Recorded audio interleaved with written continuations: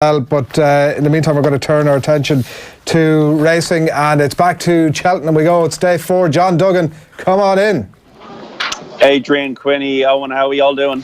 Flying it, John. Yeah. How's your week been so far? My broadcasting has been exceptional as always. The tipping has been a 16% profit so far. So I've been given 1,500 and I've come back with 1,740 so far. And hopefully with the 500 I've got today, I can add to the charity bank and maybe finish ahead rather than behind this week. It's been a tricky week. It always is at Cheltenham. It's hard to find winners. But if you're a favourite backer, you would have done well the last day and a half. So, but I'm not that kind of punter. I'm an each-way punter, and it's we have to wait and see what happens today. And for Johnny come lately, he's like myself and Owen here. It's definitely all about the Pressbury Cup. It's the thing that we're interested in. I know not everybody necessarily sort of buys into it. Are you into it? No, you're not at all. Well, you're into it, John. I'm pretty sure I heard you say that on the radio during the week. Yeah, I'm into it. I remember back in the 80s when Ireland didn't have much sporting success. We didn't have a soccer team that was on the map at all. Our rugby team was inconsistent, and Dawn Run winning the Gold Cup in 1986 was a really big thing for the country's sport. Remember the race being played like countless times as a 7-year-old, and for lads over here in building sites in the 80s, I'm sure our success at Cheltenham wasn't something that went unnoticed.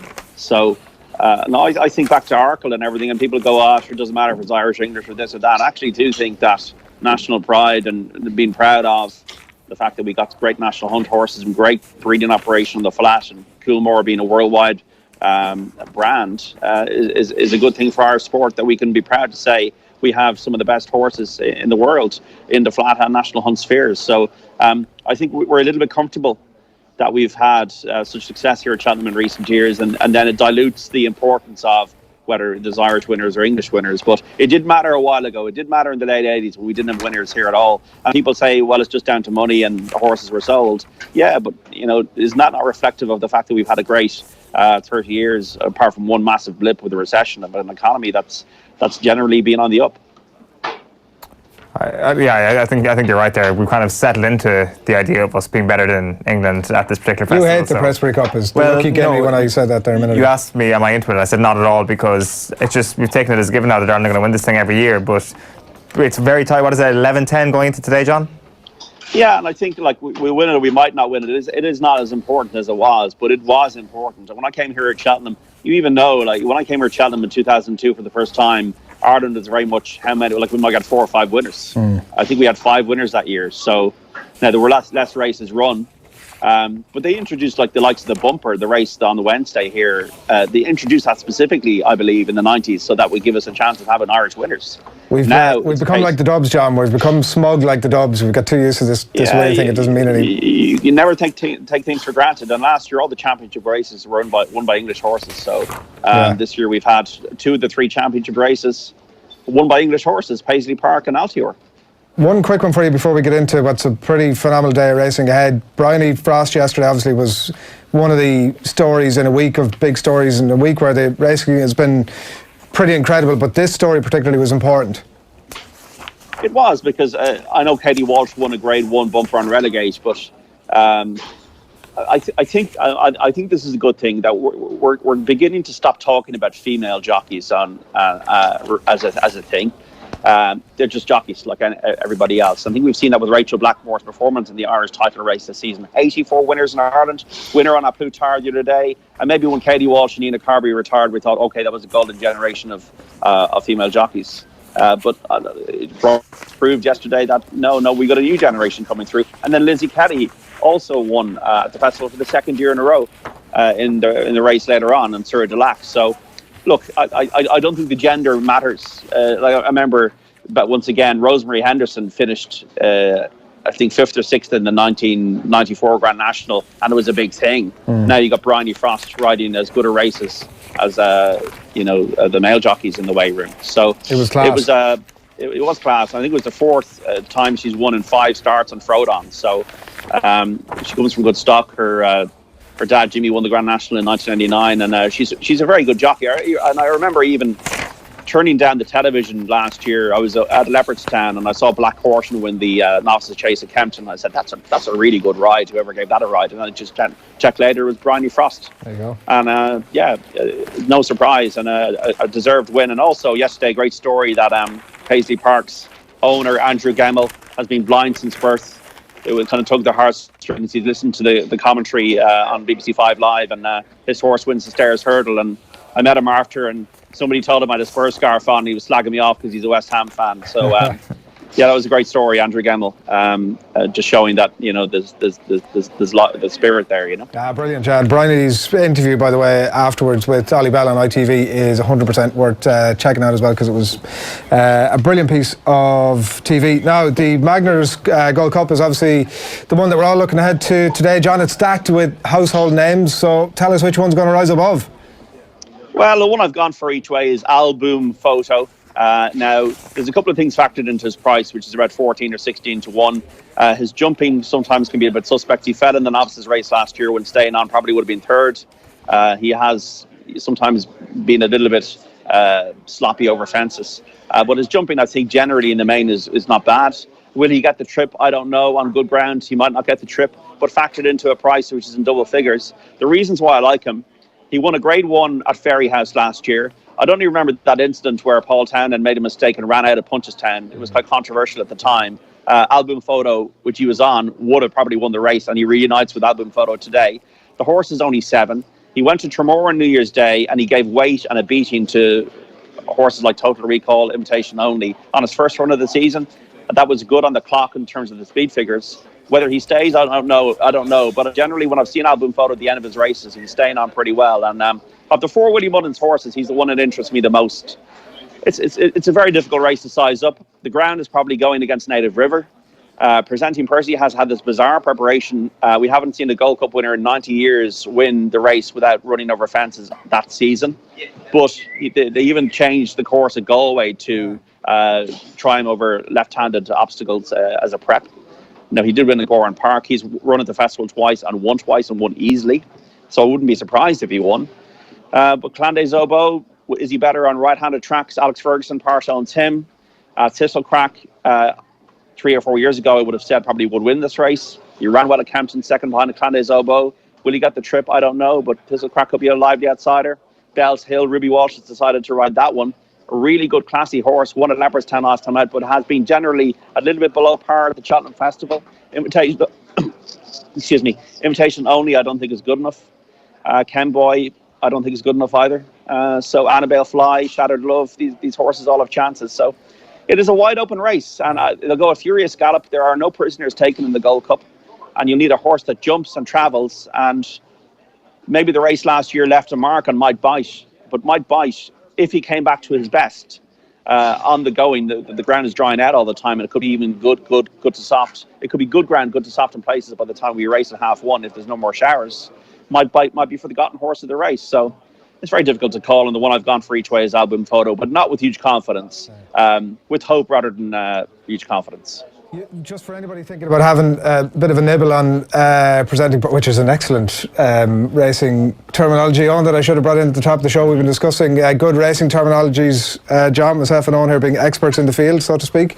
Anybody thinking about having a nibble on the favourite presenting Percy today? You described him on the radio last night as a mysterious horse. You said we haven't seen much of him. His trainer is a bit mysterious as well. Give us a little bit more for anybody thinking about having a nibble on presenting Percy today. Well, he turned up in the Novices Chase last year and he hammered them. So Davy Russell is 3 miles. The Gold Cup is 3.25 miles. An extra 2.5 furlongs in the Gold Cup. The horse, the ground doesn't matter for the horse. It's good or soft ground, it doesn't matter. Davy Russell had him at the back. He hunted around. He was never in trouble. And then he just pushed the button on presenting Percy. He jumped well. And then he scooted up the hill to win by 7 lengths from Monolly, who didn't especially frank the form yesterday, was only 4th in the Ryanair Chase. And then Elegant Escape, who went on to win the Welsh Grand National this year. So presenting Percy then also won a handicap hurdle here at the festival a few years ago very easily. So he has won twice very easily at Cheltenham. The only thing about him is he has not run in Grade 1 races against senior horses, not novices, senior horses like Clan des Obeaux, like Native River. That to me is the unknown in the race. And that's why at 5 to 2, 3 to 1, he might win. but to be a favourite for the Gold Cup with that unusual preparation is unusual. And like, he might win, but at the prices I can't have him. Let's go through the rest of the races, John. We'll start with the 130. The first race of the day is the JCB Triumph Hurdle. I dare say nobody's going to beat Sir Eric in this. Something could. It's a Triumph Hurdle. Juvenile horses they're only 4-year-olds. And we saw Apple Shakira turn up here last year, a hot favourite in the same colours, JB McManus, and was beaten. So Sir Eric is most likely winner. Showed really good attitude in the race at Leopardstown that I saw at Christmas. He is very good on the flat. So he is the most likely winner, but I wouldn't be lumping in at about even money on Sir Eric. I think that could be a dangerous thing to do. So to me, it's a race I'm going to watch. I'm not going to have a bet in. These juvenile races are difficult. They're difficult to work out. It's easier now that you got the Boodles Hurdle, or what used to be called a Fred Winter, because it's taken out some of the lower quality horses. But treating Sir Eric as an absolute banker, to me, is a dangerous thing to do. Right, okay, that's interesting. We'll move on to the 10 past 2, so you're not going for a tip at 1:30. Whiskey Sour is a favourite in the 2:10. What's your tip there? I don't have a tip again. My tipper in the last 4 races, so this is just how many runners? I think there's like over 20 runners in this county hurdle. They go furious gallop. A horse that maybe might be worth, there's a couple that might be worth, your attention. I think Mr. Adjudicator is interesting. He was second behind Espoir champion hurdle in his, I think, only run this year. He was a good juvenile for Willie Mullins. He's a 5-year-old. Mr. Adjudicator, I think Paul Tannen rides him. He could be thereabouts. Eclair de Beaufort, number 16, Jack Kennedy riding for Gordon Elliott, had a very good preparation in the handicap hurdle at Leopardstown. He could be on the premises, but 26 runners, 2 miles. Good luck if you're trying to find a winner of that to make your Cheltenham. It's one I'm going to completely avoid. But Eclair de Beaufort for Gordon Elliott and Mr. Adjudicator for Willie Mullins are 2 that did interest me. The ground dry Nash will suit the likes of Shidabello, number 5 for Dan Skelton, and also Leon Cavallo, who was 3rd in the Galway hurdle for Richard Newland. So, yeah, but it's difficult. It's difficult, lads. Western Rider was the one I liked going into the festival, but maybe he's got too much weight, Western Rider. But he has been running consistently over course and distance. But once again, not going to have a bet in this one. It seems to be the way in the 250, the Albert Bartlett Novices Hurdle as well. Looking across the newspapers today, you can't pin down one horse as the one that the tipsters are getting behind. Yeah, once again, Rebecca Curtis had the winner a few years ago.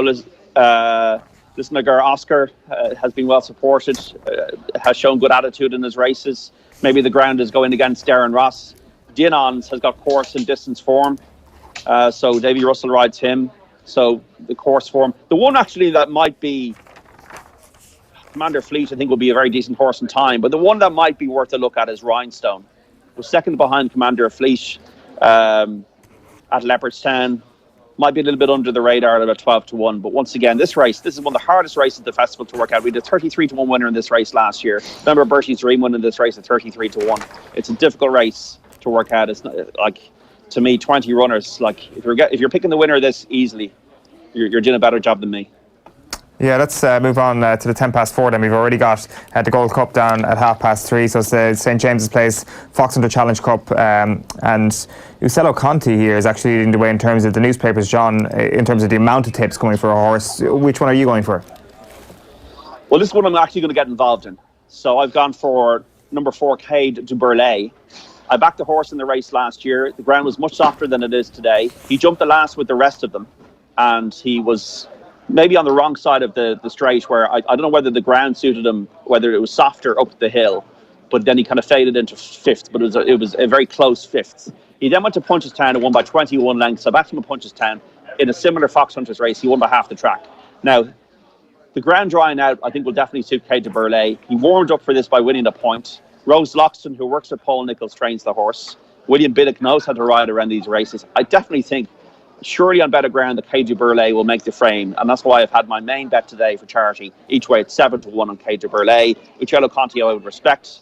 I'd also respect Shantou Flyer, who was second in a handicap race here last year. They'd be the 3 I'd respect, but I think the ground might be going against Shantou Flyer. I backed Pasha de Palder to win this a few years ago, but maybe at 12 years of age, he's light of better days. Cade du Burlet is the one I really like in this race, based on what I've done previously, and I backed him at 7-1 each way.